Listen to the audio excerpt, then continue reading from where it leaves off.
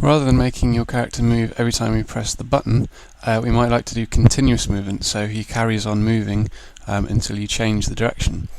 So what we have to do is, like the previous method, we do our when up is pressed, but instead of just moving 10 steps, we just set him to point in the right direction, and we duplicate that for all of our other directions.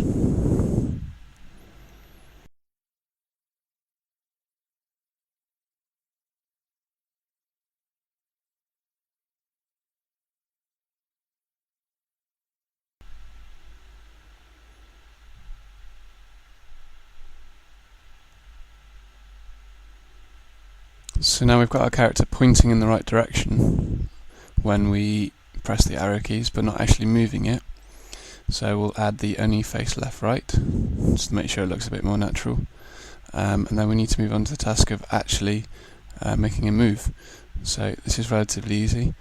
All we do is when we start the game, so when green flag is clicked, we're going to do a forever loop. So what this means is everything inside it will carry on forever, and then move 10 steps. So the character will always be moving 10 steps, but whichever way we point is going to move in that direction.